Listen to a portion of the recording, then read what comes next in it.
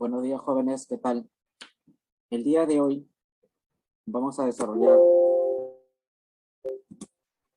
lo que corresponde a nuestro curso de literatura, la semana número 8, el tema, la novela Los ríos profundos, y en este caso nos vamos a centrar en lo que corresponde a los temas del argumento y algunos temas principales y secundarios, ¿no es cierto? Antes que nada, tendríamos que recordar que la novela de Los ríos profundos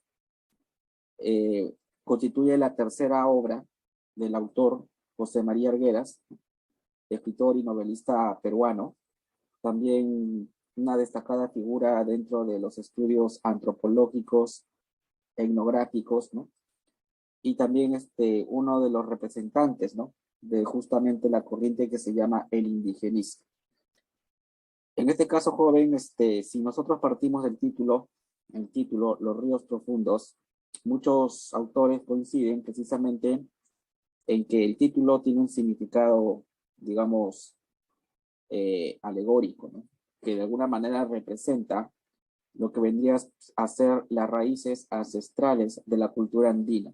De ahí justamente la alusión a los elementos de la naturaleza, principalmente el río, y obviamente el adjetivo profundos, ¿no? Que tiene que ver justamente con las raíces profundas ancestrales. Ahora, habríamos también, joven, que recordar que esta novela, Los ríos profundos, fue publicado en el año de 1958. Digamos que en el panorama hispanoamericano, esta novela pertenece, digamos, a la nueva narrativa hispanoamericana, y en lo que corresponde a el Perú, se marcaría dentro de lo que vendría a ser pues el indigenismo heterodoxo, o también llamado el neoindigenismo, ¿no? ¿Qué tiene de neoindigenista esta novela y cuáles son las características de la nueva narrativa de la obra de Arguedas? Es lo que justamente vamos a ir analizando paulatinamente cuando vayamos explicando los temas y argumentos y algunas características principales de esta obra, ¿sí? Muy bien. Como el tema tiene que ver básicamente con lo que es el argumento, la historia, entonces podemos empezar aludiendo a un pequeño resumen sintético, bastante sintéticos de la novela. Leamos. La obra se inicia con los recorridos de Ernesto, que vendría a ser el protagonista, y su padre por la gran ciudad del Cusco, y la visita al tío denominado el Viejo.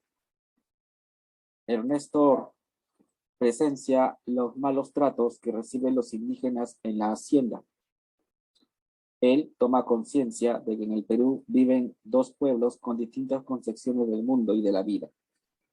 Los blancos, la clase dominante, y los indios, conquistados en el pasado por la violencia. Ambos forman parte de un sistema social y económico que solo conoce dueños y esclavos.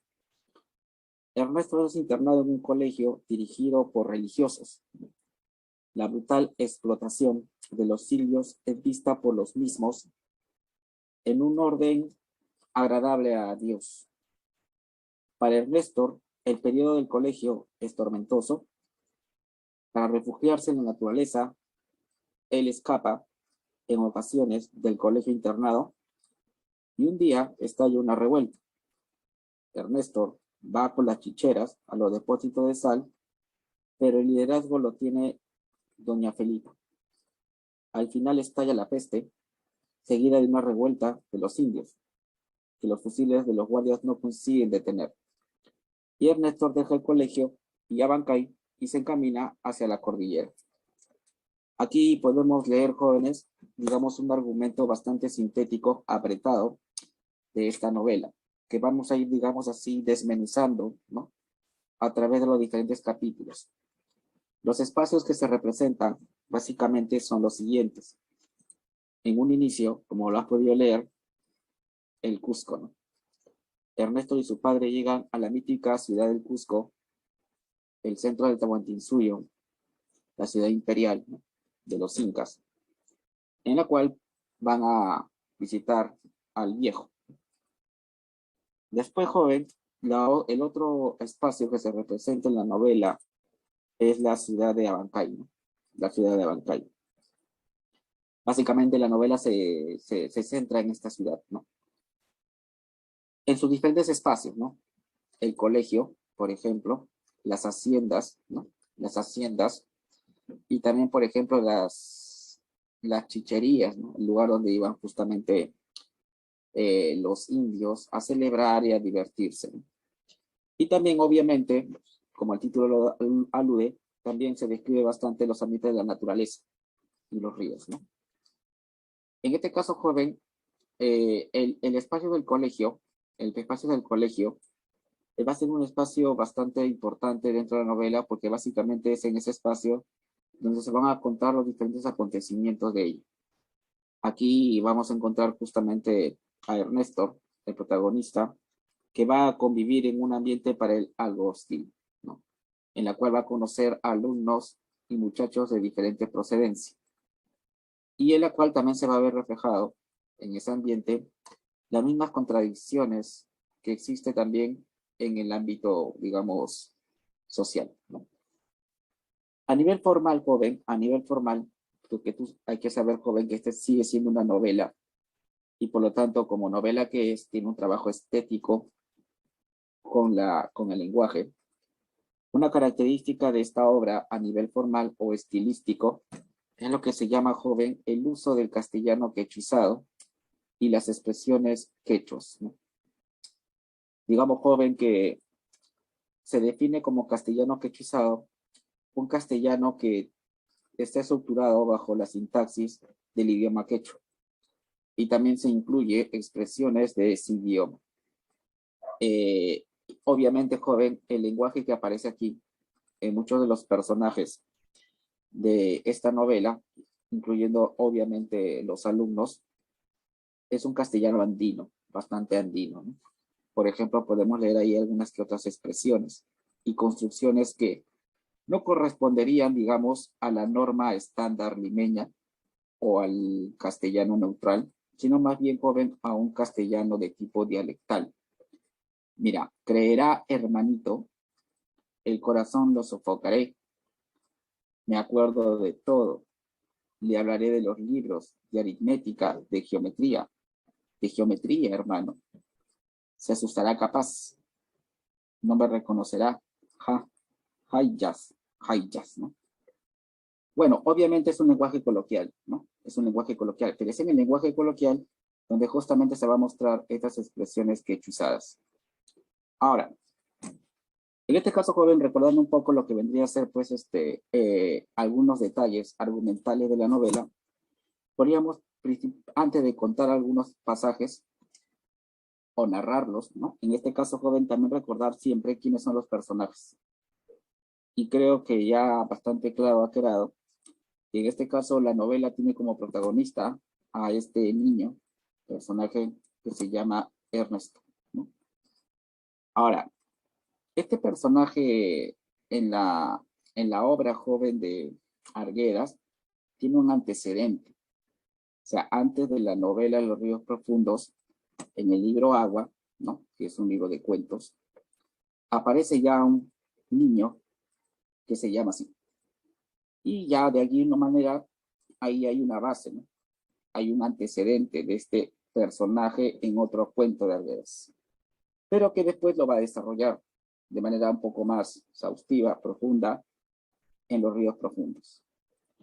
Ahora, muchos coinciden, joven, en afirmar que este personaje, el niño Ernesto, tiene una base autobiográfica, es decir, es la imagen de Arguedas cuando él era pequeño. Muchos datos de este personaje coinciden con la vida del autor, ¿no? Huérfano de madre, padre abogado, que viajaba constantemente por los Andes. Incluso un poco la personalidad del personaje Néstor coincide, digamos así, con la misma figura del autor, ¿no? Pero obviamente, joven, como novela que es, sabemos pues que lo que se narra en esta obra puede tener una base autobiográfica, pero todo termina siendo una ficción. Otros personajes que también aparecen es el padre, Néstor, y también su tío, ¿no? Su pariente, el hacendado Manuel Jesús, que en la obra aparece con el nombre del viejo, o el apelativo del viejo. También joven, ya en el colegio, Miguel Grau, colegio religioso, vamos a encontrar también algunos personajes destacados, ¿no? Y la figura más importante dentro de ese colegio es obviamente del padre director, el padre Linares, ¿no? También aparecen también otros personajes, autoridades del colegio, ¿no? Pero también aparecen también, por ejemplo, un personaje femenino, que es la llamada Opa Marcelino, ¿no? Que era una ayudante de cocina y que también se le califica como una demente. En este caso, joven, también en el ámbito del colegio, se destaca la figura pues de los compañeros de Ernesto, los alumnos. Y aquí, por ejemplo, podemos presentar pues diversa cantidad de compañeros y alumnos que digamos dentro de la trama narrativa se dividen, digamos así, en dos bandos extremos, ¿no? Aquellos alumnos, digamos, abusivos, ¿no? Que incitaban a la violencia y a la pelea, ¿no? Y con el cual Ernesto no se siente identificado. Por ejemplo, Lleras y Añuco, ¿no? También estaban joven, digamos así, los personajes que más bien eran los débiles, ¿no? Que eran objetos del maltrato, el abuso, la burla, el escarnio, ¿no? De los niños malos, entre comillas, ¿no? Que eran precisamente Palacitos, ¿no? El más humilde de ellos, Romero, ¿no?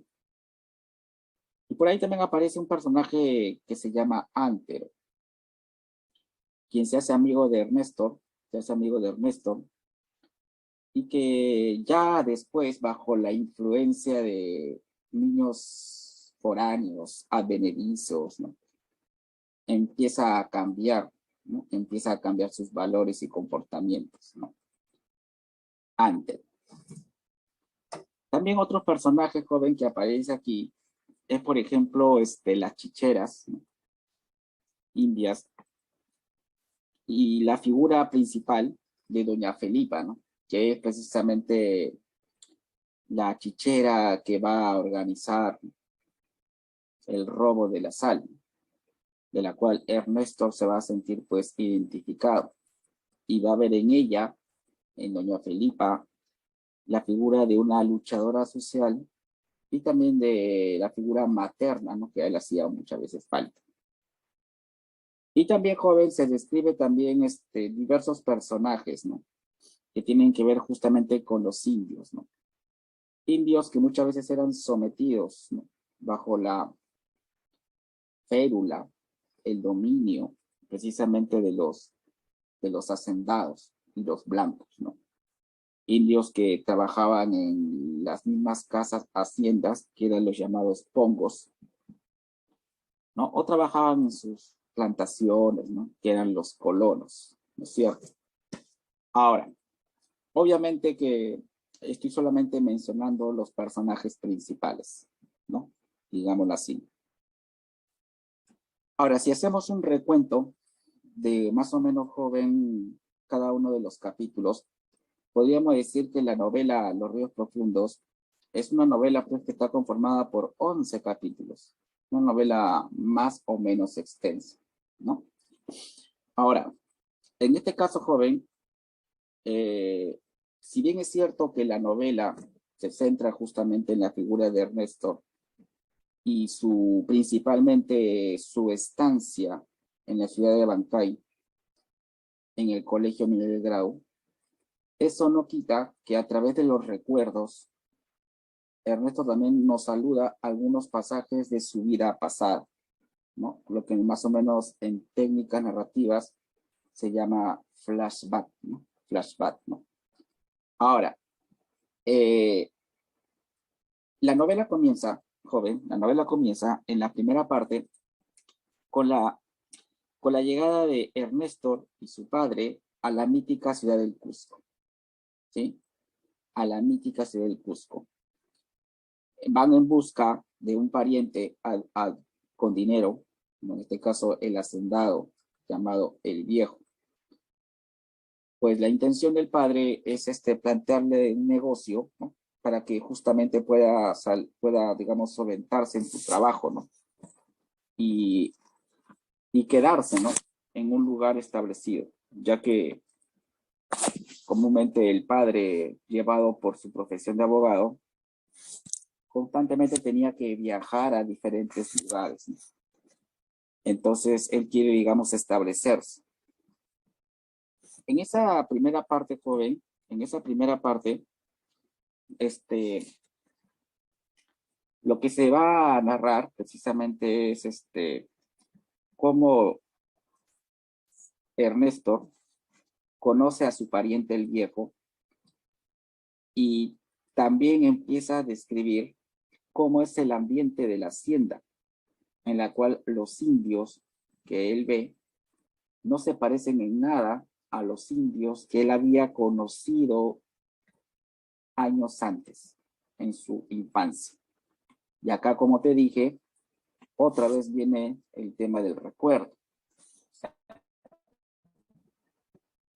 Él recuerda que los indios que él vivió, que él conoció, ¿no? En las comunidades, eran gente alegre, muy conversadora. En cambio, los indios que viven en la hacienda ahora eran desconfiados, tristes y callados. Es por eso que cuando Ernesto se quería conversar con ellos y para poder estrechar, digamos así, un vínculo de comunicación, usaba el quechua, porque Ernesto hablaba quechua, entonces los indios lo miraban con desconfianza, porque él era blanco, obviamente, y sobre todo era pariente de quién, del Viejo. El Viejo joven se muestra acá como una persona extremadamente religiosa. ¿Y a eso a qué se refiere? Que siempre que cuando caminaba por una iglesia se arrodillaba, ¿no? Pero aquí la religión, como lo muestra, digamos, o como lo ve el niño, es justamente, joven, pues una manera de ostentar, de ostentación, más que realmente una verdadera religión que se basa en el amor o la fraternidad. Por ejemplo, el Viejo le gustaba siempre, ¿no? Dar limosna, pero para que todo el mundo lo vea, digámoslo así, ¿no? Para decir que era un buen cristiano. Si iba a misa todos los domingos, era simplemente para ostentar, ¿no? Su religiosidad, pero no es porque realmente él, pues, respetara, ¿no? Los valores del amor y la fraternidad. Y eso se veía justamente en cómo maltrataba a sus indios. Es por eso que a Ernesto no le gustaba mucho ir a las iglesias. Y es aquí precisamente, joven, donde se cuenta cómo Ernesto, al encontrarse pues con las grandes construcciones de los templos incas, él se quedaba admirado por la arquitectura y sobre todo, joven, acá vemos cómo Ernesto tenía una mirada muy diferente a lo que lo tenían los demás, ya que él sentía, joven, una cierta energía cósmica, digámoslo así, espiritual, cuando veía las rocas o cuando escuchaba las campanas, ¿no? Y la música andina. Entonces, ya de aquí, joven, vemos en los inicios de la novela que la visión que tiene Ernesto de la realidad no es objetiva, sino es bastante mítica, mágico y religiosa. Ahora, claro, en este caso, joven, cuando ellos son recibidos por el Viejo, su pariente, él en señal de maltrato, los lleva ¿no? A instalarse prácticamente en una cocina abandonada, algo que indigna al padre, ¿no? Discute con el viejo y finalmente decide irse. Eso, joven, es otro hecho más que nos pinta, pues, la catadura moral real de este personaje y este pariente. Como dije, era una persona abusiva y era una persona, pues, insensible. A partir de aquí, joven, se empieza a narrar diversos recuerdos de Ernesto, recuerdos de viajes pasados en diferentes pueblos, en donde muchas veces él y su padre no eran bien recibidos. También, joven, otro hecho que recuerda Ernesto era como en algunos pueblos, por ejemplo, algunos niños se solazaban, ¿no? Matando aves. Y ni siquiera los mataban con un fin, digamos, de cazar para alimentarse, sino simplemente para cazar, saber quién era más ágil matando más aves. No había necesidad de matarlos. Entonces, de ahí ya ves precisamente cómo estos valores humanos, ¿no? No solamente estaban pues presentes, digamos, inhumanos, ¿no? En el viejo, sino también en otros personajes. En el capítulo 2, tomando en cuenta que no tuvo resultados la búsqueda con el viejo, ellos avanzan y empiezan a conocer diversos lugares, ¿no? Y se señalan y se recuerdan diferentes viajes que Ernesto junto con su padre realizan por diferentes ciudades del Perú, ¿no? Hasta que finalmente llegan a la famosa ciudad de Abancay. Ahí justamente, joven, ya la tercera parte o tercer capítulo de la novela, Ernesto se queda internado en el colegio. Su padre le había prometido que iba a hacer todo lo posible por quedarse justamente a vivir en esa ciudad. Incluso, joven, el padre había montado, digamos así, un despacho, porque él era abogado, pero sucede que no había clientes. Y es que la profesión de abogado en los Andes, joven, no es como en la capital, ¿no? Más bien los abogados tienen que ir a buscar a los clientes, tienen que viajar constantemente. Y por lo tanto, un día su padre consigue un trabajo, cosa que le da mucha alegría a Ernesto, ¿no? Pero el problema es que el padre se ve obligado a dejar al hijo en un colegio internado, porque obviamente no le convenía llevárselo por diferentes lugares, porque eso iba pues a retrasar sus estudios. Así que con mucha pena, ese día el padre se despide de su hijo. Y ya a partir de ahí, joven, precisamente la novela se centra en la vida de Ernesto dentro del colegio Miguel, colegio religioso que tenía como director a una figura muy destacada, no solamente del colegio, sino prácticamente de la ciudad, muy respetada, que era precisamente el padre Linares. Justamente ese día, cuando llegan a la ciudad de Abancay, se dice que el padre Linares estaba convaleciente, había sido operado, estaba siendo operado, y todos rezaban por el bienestar y la pronta recuperación de este personaje. Era muy respetado. Ahora, en este caso, joven, los siguientes capítulos, Ernesto nos narra pues las historias del colegio y cómo se va adaptando a su situación actual. Él va a ser testigo de cómo en el colegio van a haber alumnos de diferente procedencia, ¿no? Hijos, parientes de hacendados, colonos, indios de hacienda, ¿no? En la cual también se ve las diferentes clases sociales, ¿no? Razas, ¿no?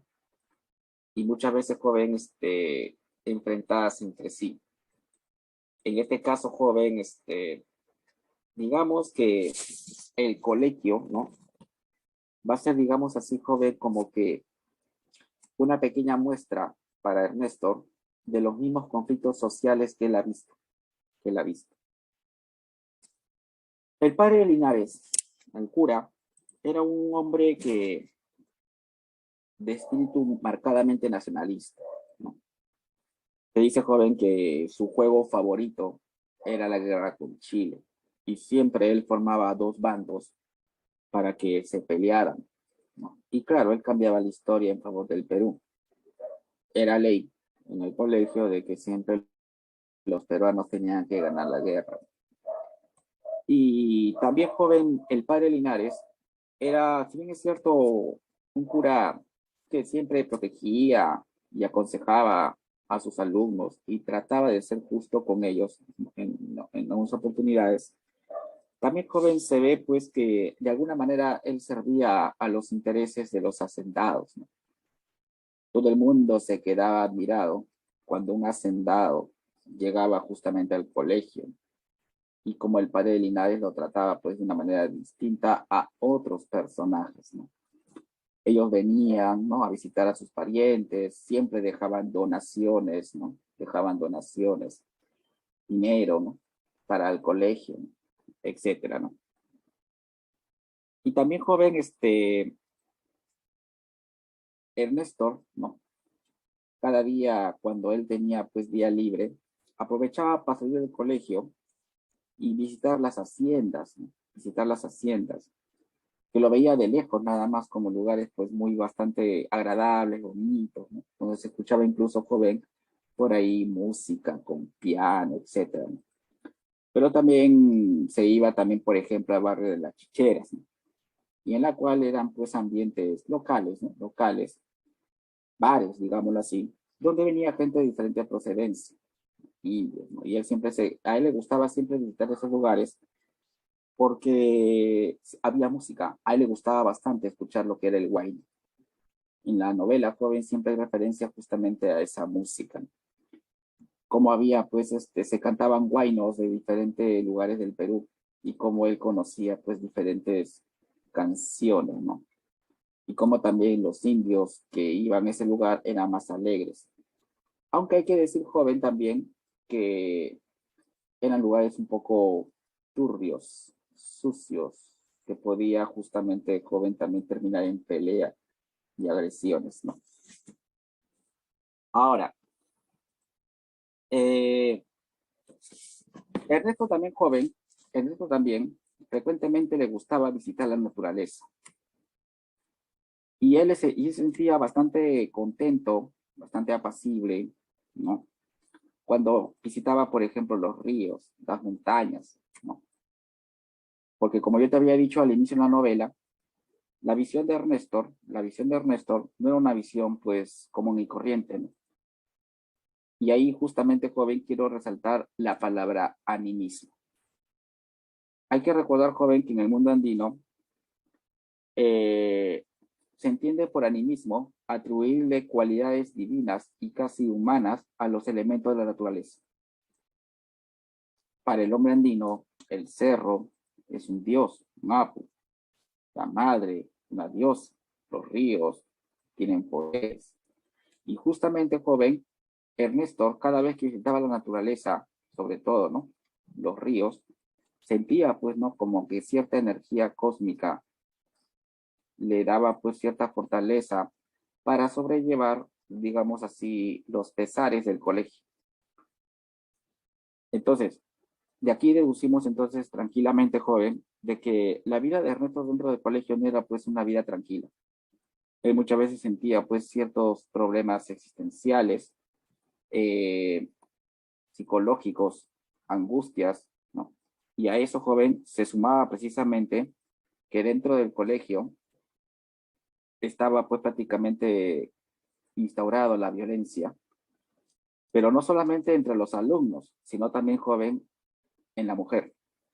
Recordemos que dentro del colegio, si tú recuerdas los personajes, había mencionado de una tal Marcelina, que era justamente la de Mérite, y en la cual se insinúa, joven, se insinúa de que, bueno, los alumnos, ¿no?, constantemente abusaban sexualmente de ella. incluyendo también pues las autoridades y los curas, ¿no? Quizás un capítulo muy significativo, ¿no? Para precisamente hablar sobre ese tema de la violación sexual, era justamente cómo los alumnos se reunían pues en un cuarto de baño, digámoslo así, y un día llevaron pues al más humilde de todos los alumnos, Palacito, el más tranquilo, y lo encerraron prácticamente con la opa Marcelina para obligarle a tener sexo con ella. Obviamente el niño se quedó bastante traumatizado y ya con eso joven podemos pues ver cómo en el colegio el ambiente de violencia era pues digamos predominante, ¿no? Es por eso que Ernesto siempre gustaba de ir a otros lugares donde sintiera que su espíritu se fortaleciera. Entonces de acá joven deducimos pues que la visión que se presenta en la novela no es una visión objetiva, o sea, la visión se está contando, ¿no? O sea, la novela se está contando desde la visión del alumno, del Ernesto.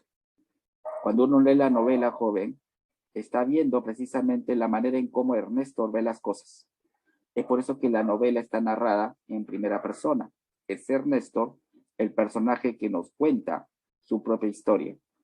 Y por lo tanto, vemos la historia a través de él. Y lo que vemos en él es que se da pues un conflicto de valores, ¿no? Dentro de este colegio en diversos planos. Para los capítulos 8, 9 y 10, el escritor expone la agresiva represión que tuvo el ejército contra las chicheras, así como se expone una hostilidad y pugna constante con el ambiente, tanto a nivel del colegio como de la población en general. Recordemos, joven, que justamente en Guerra de Chucherías, ¿no? Iban pues gente de todo tipo, y ahí justamente se menciona pues a estas mujeres que tenían una vida libertina, ¿no? Mujeres que digamos así, podían estar con varios hombres, ¿no? Indias, ¿no? Y entre ellas se destaca justamente una que se llama Doña Felipa. Un día joven, las mujeres se arman y en una época de hambre, ellas pues reclaman y roban la sal para dárselo a los indios, en vez de guardarlo y depositarlo para dárselo a los animales. Claro, el Néstor joven se siente identificado con esa lucha, incluso él mismo se anima a participar y a repartir la sal, ¿no?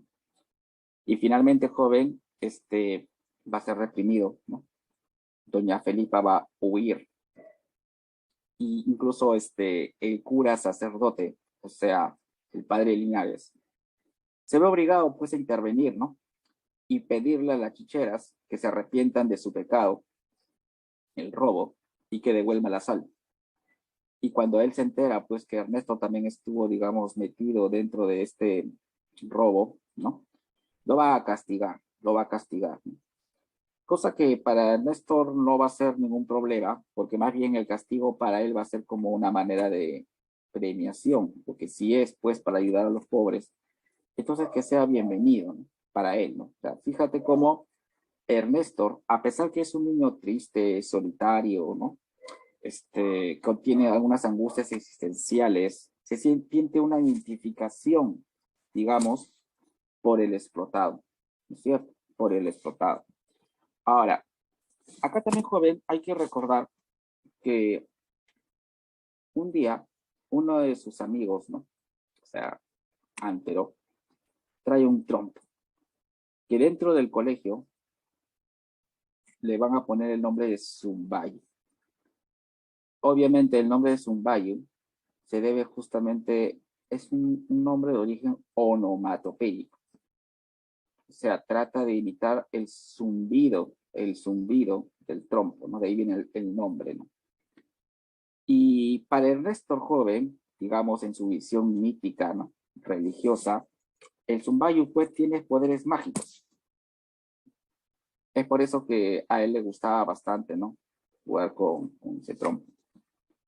Incluso siente que con él, trompo, se puede comunicar con su padre. Entonces, ahí también se repite otro elemento de lo que la nueva narrativa joven se va a llamar el realismo mágico. ¿no es cierto? Que tiene que ver pues con la relación de ciertos elementos mágicos del mundo mítico, andino en este caso. Ahora, sucede joven, sucede que también un día se encuentra y se enteran que empieza a asolar una peste, gente que empieza a enfermarse y a morir.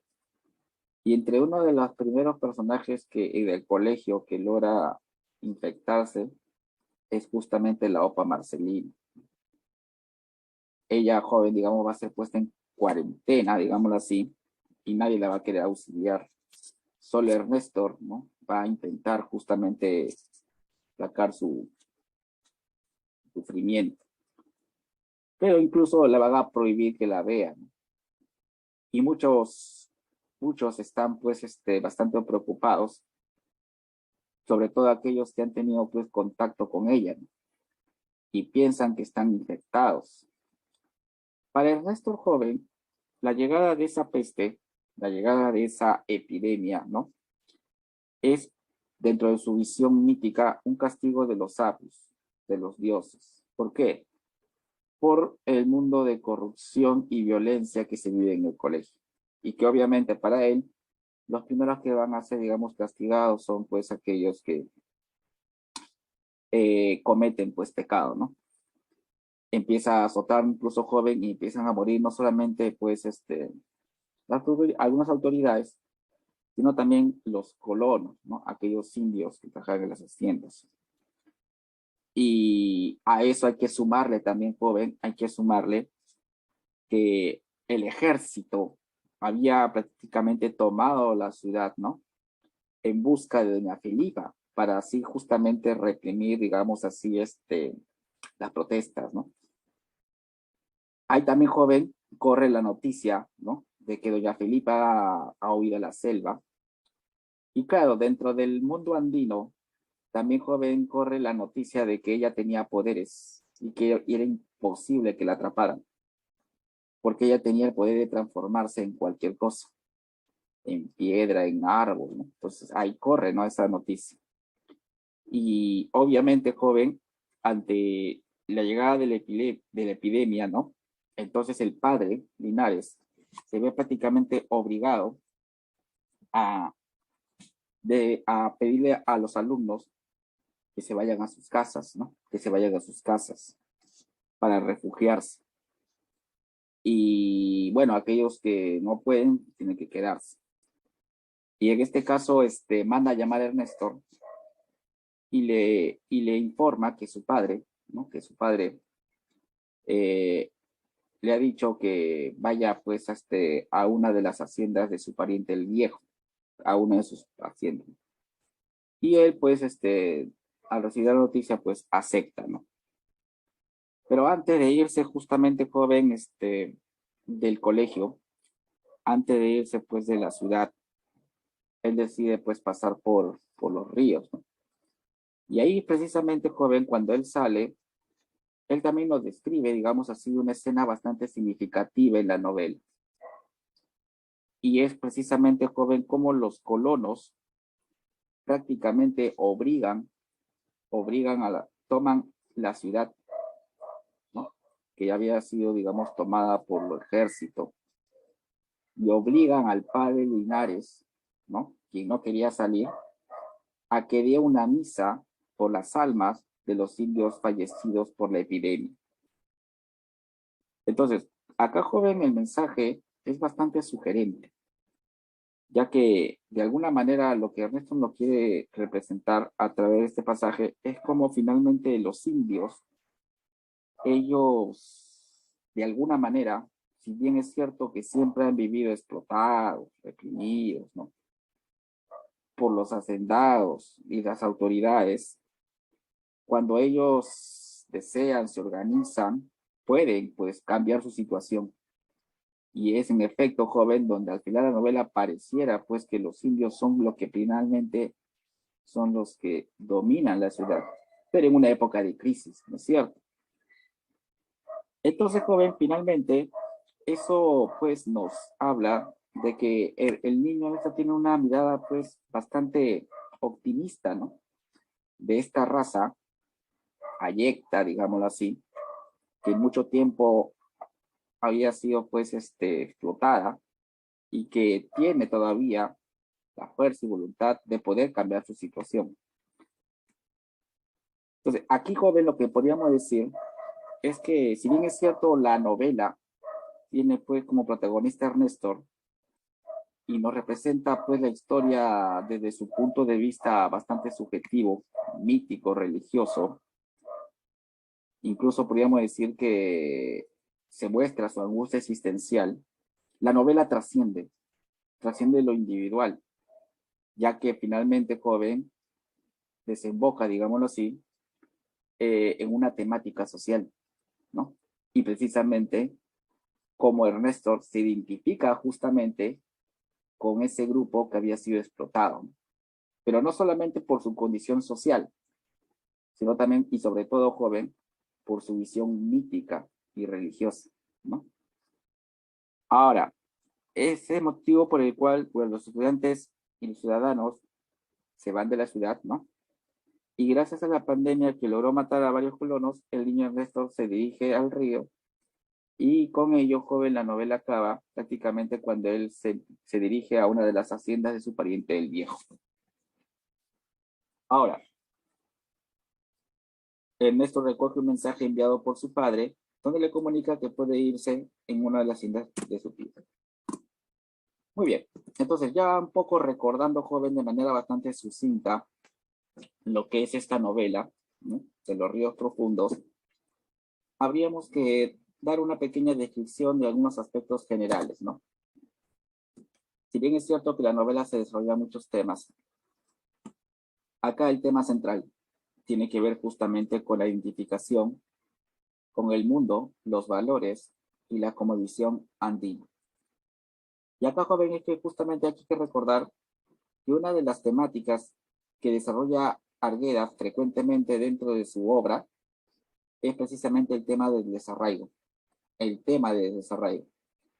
A diferencia de otros escritores indigenistas, ¿no?, que se centran principalmente en los conflictos sociales y económicos, Arguedas más le pone énfasis al plano cultural. Se dice, joven, que él, el escritor, bueno, tenía un mayor conocimiento del mundo andino por su trabajo antropológico. Entonces, joven, de alguna manera, él plasma de manera literaria, ¿no?, esa como visión andina a través de sus personajes y sus novelas. Ahora, entonces, él se centra en el plano cultural, ¿no? Otros temas que tienen que desarrollarse, joven, y que se pueden ver aquí, por ejemplo, tiene que ver con la lucha social, ¿no?, que en este caso está representado por doña Felipa, ¿sí o no? La violencia sexual, que en este caso, digamos, lo sufre la OPA Marcelina, ¿no? También la religión, ¿no?, en este caso que está representado por el padre Linares. Una religión que evidentemente más, digamos, aboga por los hombres de poder económico, ¿no?, y no realmente por la gente pobre, ¿no?, ¿sí o no? Ahí está, pues ahí también, ¿no?, otro de los temas. Ahora, también hay temas de carácter adolescente, ¿no? La amistad, ¿no?, que puede haber entre el enamoramiento, ¿no? Por ejemplo, ¿no?, como Néstor se enamora de una muchacha, ¿no?, le escribe cartas, ¿no?, etcétera, ¿no? También es tema de carácter juvenil, ¿no? Juvenil. Ahora, sabemos que este es género narrativo y es una novela neoindigenista, que está conformada por 11 capítulos. Cuando hablamos del indigenismo joven, neoindigenismo, hablamos justamente de una corriente literaria que, si bien es cierto, no abandona, como el indigenismo, el tema de la reivindicación social, ¿no?, que ya lo desarrollan pues escritores más antiguos y novelas, ¿no?, de varias décadas, como lo Avecinido, El mundo es un chile ajeno, ¿no? Acá también vamos a ver, joven, que se agregan ciertos elementos de la nueva narrativa, como puede ser, por ejemplo, el uso del realismo mágico, ¿no? Aquí el realismo mágico, joven, se va a ver pues en diferentes elementos de las piedras, ¿no? De las construcciones que Ernesto sentía que se movían. La María Angola, ¿no? Cuando tocaba sentía que todo brillaba y que todo se convertía en oro. El zumbayo, ¿no? El zumbayo joven que justamente le transmitía al niño Ernesto ciertos poderes y energía y le permitía comunicarse con su padre. Hasta las descripciones animistas, ¿no? De la naturaleza, sobre todo los ríos, ¿no? Vemos precisamente estos elementos mágicos, ¿no? De la realidad propia del niño Ernesto. Es por eso justamente, joven, que la novela está narrada en primera persona. Es decir, es Ernesto el que asume la voz. Una visión subjetiva, ¿no? Subjetiva de las cosas. También, joven, habíamos que mencionar que hay bastante alusión a la música. Y también, joven, otra característica de la novela es el profundo lenguaje lírico. Muchos términos, muchas expresiones, precisamente, joven, aluden a sonidos. En misma palabra zumbayo, como te había explicado, es una palabra de origen onomatopéyico, ¿no? Y eso también se ve, el profundo lirismo de esta novela, se ve también representado a través de la inclusión de cantos, huaynos, canciones, y claro, figuras literarias, ¿no? Como pueden ser, por ejemplo, metáforas, símil, sinestesia, ¿no? Sinestesias, que es propio de la poesía, ¿no? Que él introduce ahí. Las referencias autobiográficas. Como te dije, joven, la figura de Ernesto tiene bastante parecido, ¿no? Con la misma vida del autor, ¿no? La misma vida del autor. Hay referencias autobiográficas en esta obra, ¿no? Pero obviamente es una obra de ficción. Hay partes que son inventadas, ¿no? La inserción de palabras quechuas, ¿no? Como te dije, joven, el castellano quechuizado, que no solamente involucra una sintaxis, sino también, joven, la inclusión de palabras, el yawa, ¿no? Palabras, ¿no? Quechua, ¿no? Incluso en algunos pasajes de la novela vamos a ver, joven, que el narrador, que ya parece un Ernesto un poco más adulto, ¿no? Acuérdate que usa el recuerdo, ¿no? Nos explica, por ejemplo, nos explica los significados de algunos vocablos en quechua, ¿no? Nos explica, ¿no? O sea, asume una labor antropológica, ¿no? Sobre las costumbres, las lenguas, ¿no? Los hábitos del mundo andino, ¿no? Hay capítulos donde nos explica eso. Como toda novela, joven, como toda novela, de alguna manera hay una esquematización de la realidad, ¿no? Así como en toda historia, digamos, tradicional, buenos y malos, ¿no? Y buenos y malos, donde finalmente ganan los buenos, ¿no? ¿Sí o no?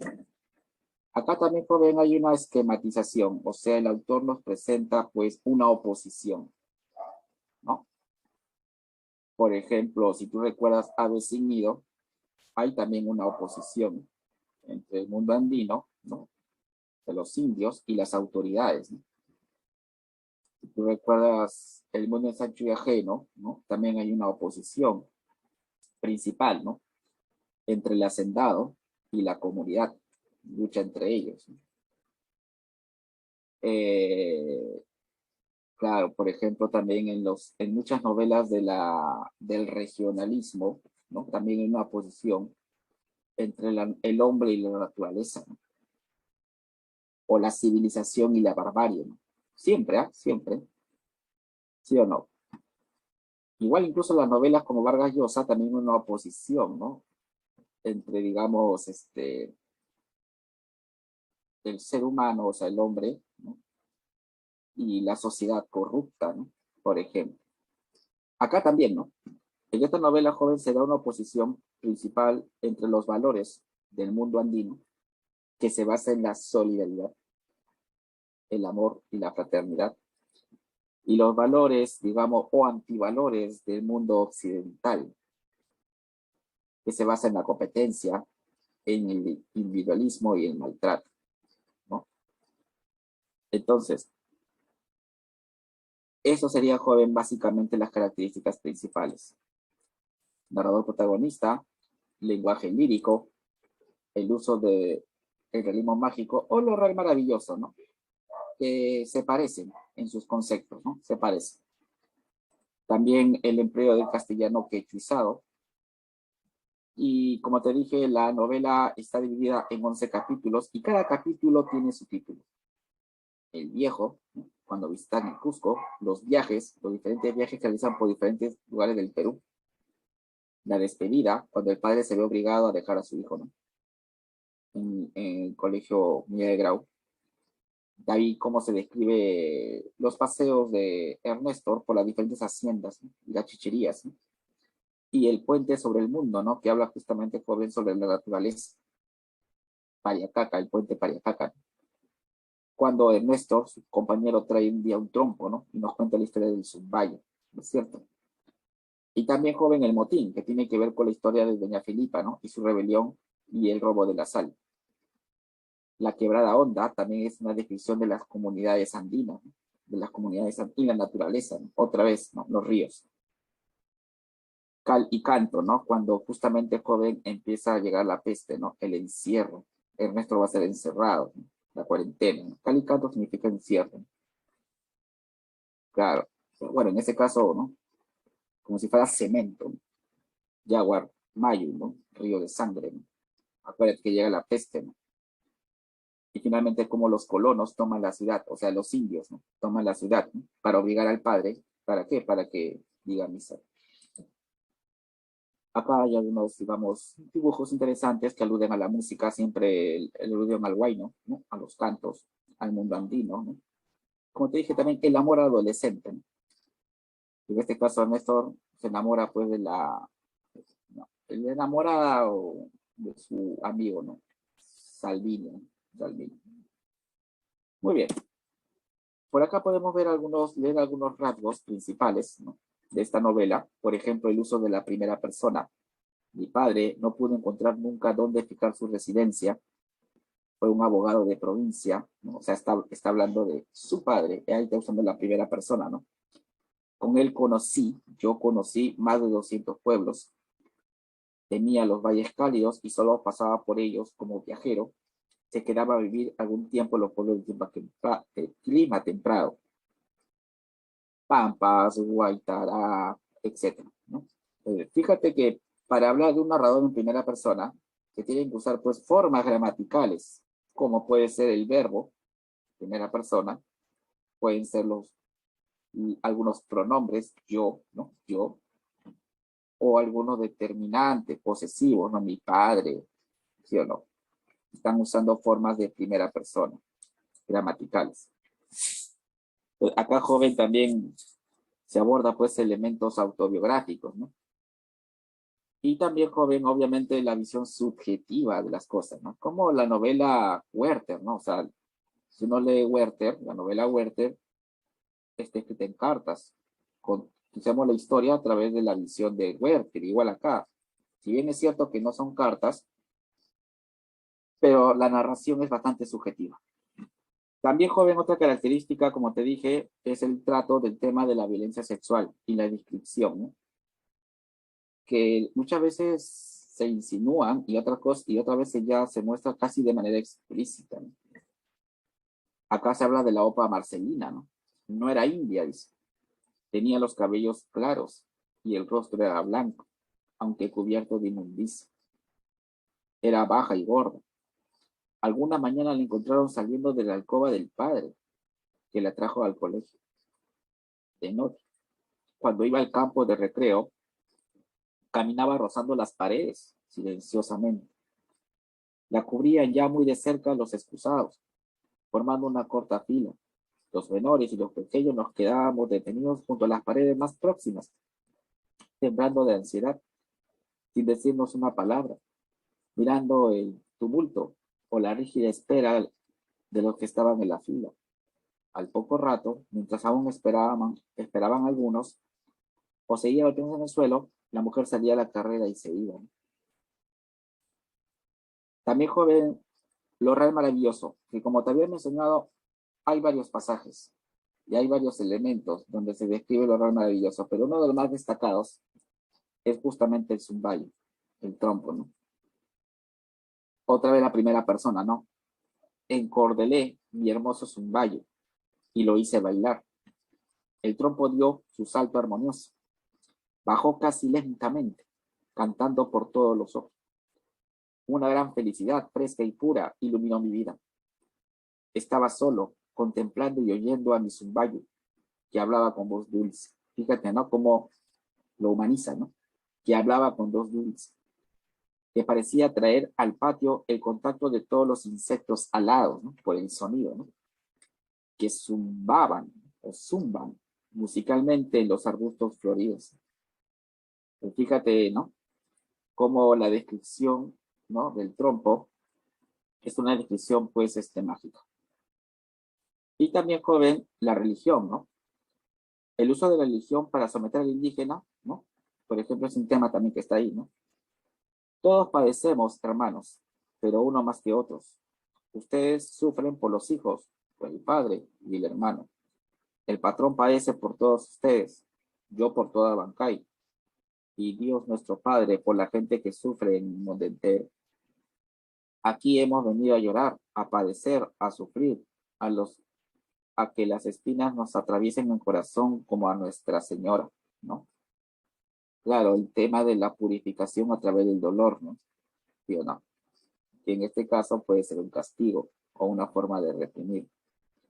Claro, más sufres, entonces vas a tener más premio, ¿no? En el cielo, ¿no? ¿Quién padeció más que ella? ¿Tú acaso de corazón hermoso como el del ave que canta con el pisonay? Fíjate la comparación, ¿no? El símil, ¿no? Tú padeces más, tú lloras más, ¿no? Como te dije, el lenguaje que he usado es un lenguaje bastante poético, bastante poético. Muy bien. Acá también, joven, la descripción, como te dije, del realismo mágico no solamente está en el trompo, también está pues en los elementos de la naturaleza, ¿no? Aquí se habla del río, ¿no? Debería ser como el gran río, cruzar la tierra, cortar las rocas, pasar indetenible y tranquilo entre los bosques y montañas, acompañado por un pueblo de aves que cantarían desde la altura, como tú, río Pachacaca, decías a solas. Claro, para Ernesto el río calma su angustia existencial y parece conferirle un motivo para la vida, proyectándose con él como una persona capaz de moverse en esa dirección y de transformación y superar obstáculos de su condición de huérfano y su desprotección frente a otros. Cuando la gente muere, la peste, muchos quedan flotando en el río, que desde la visión de Ernesto significa como una manera de purificar las almas, ya que para él el río tiene poderes mágicos también.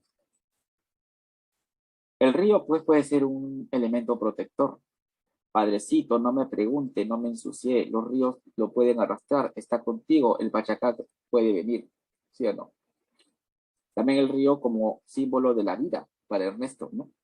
Yo exploraré palmo a palmo el gran valle y el gran pueblo, recibirá la corriente poderosa y triste que golpea a los niños cuando deben enfrentarse solos a un mundo cargado de monstruos y de fuego, y grandes ríos que cantan con la música más hermosa al chocar contra las piedras y las islas.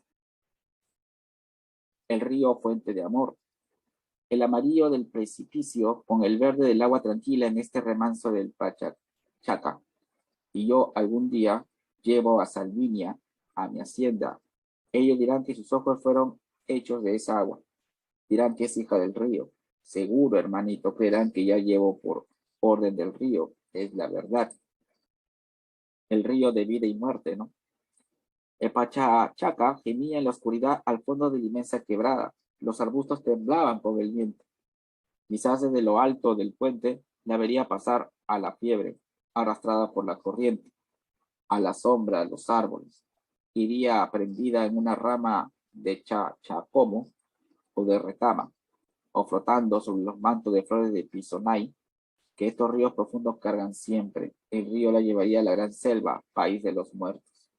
Claro, ahí está describiendo, ¿no? Ya cómo los cadáveres flotan. Esto de la visión del río es bastante importante en Ernesto, ¿no? Y tiene pues diferentes simbolizaciones, ¿no? Muy bien.